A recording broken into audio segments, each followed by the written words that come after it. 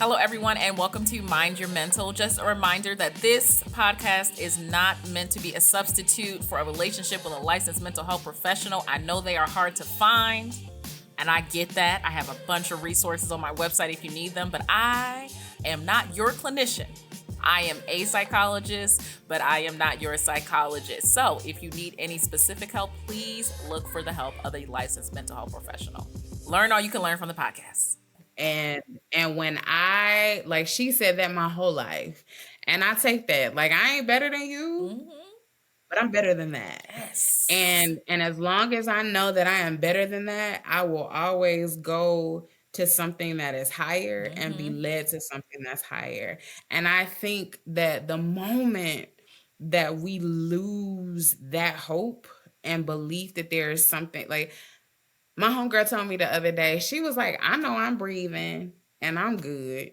I ain't the last good sucker out here. Like it ain't like I ain't the last one. So like when you hold that, like when you hold, I think it is to be countercultural that there is, like, and it starts with how we said at the beginning of this, like, it's not that there aren't people who are growing and learning. They may not be amplified in the same ways the ones who aren't are. So like I look forward to meeting the person who is like, I got my shit too, girl. Like, but we gonna figure this out together. Figure it out together. It's me and it's you. Like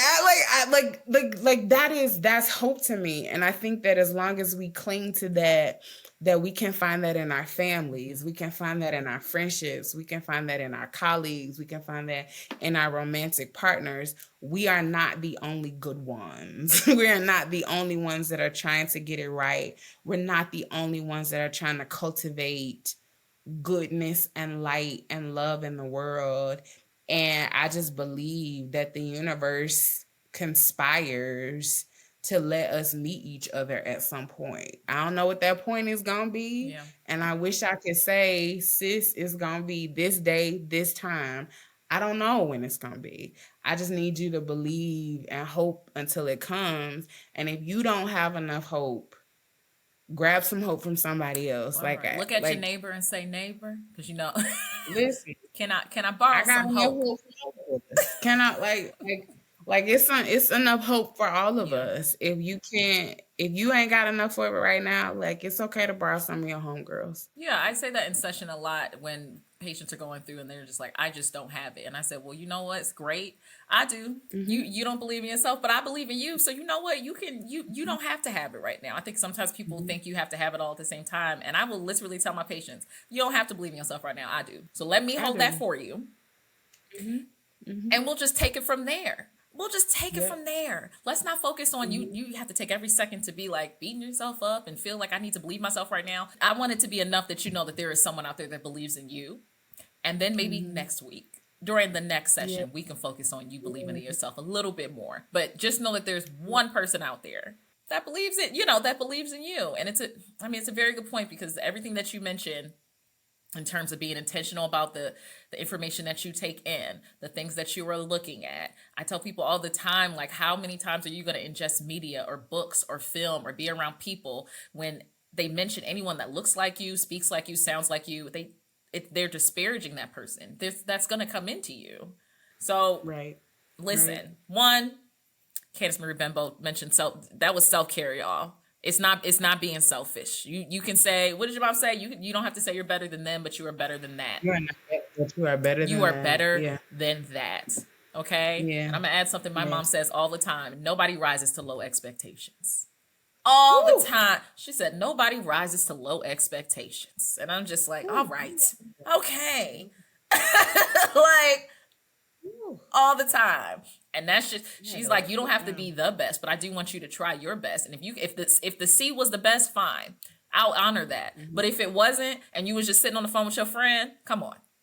And if I say, listen, did you try your best? And sometimes I would be like, that was my best. And she's like, all right.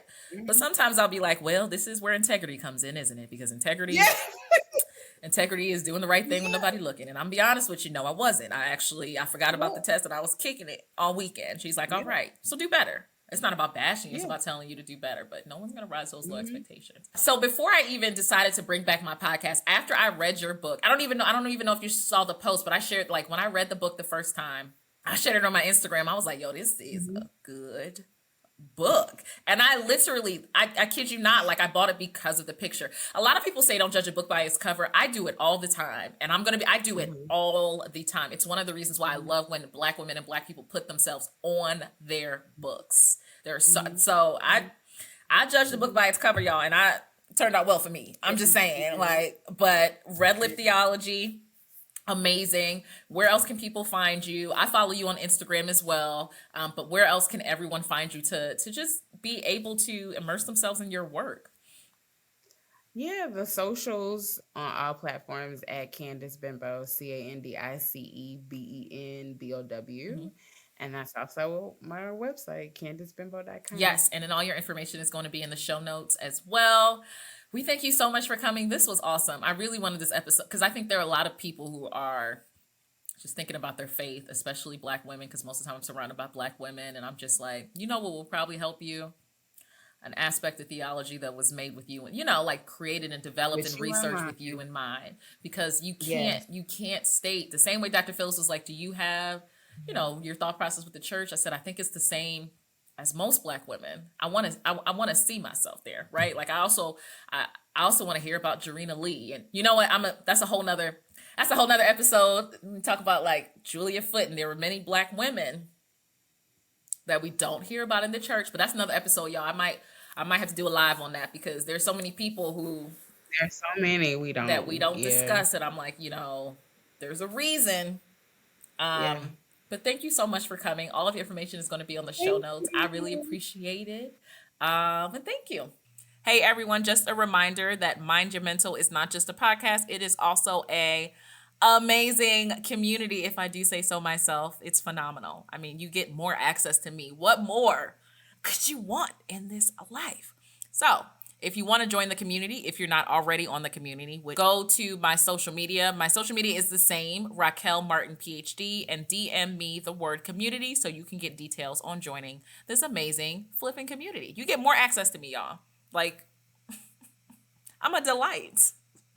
All right. Hope to see you there.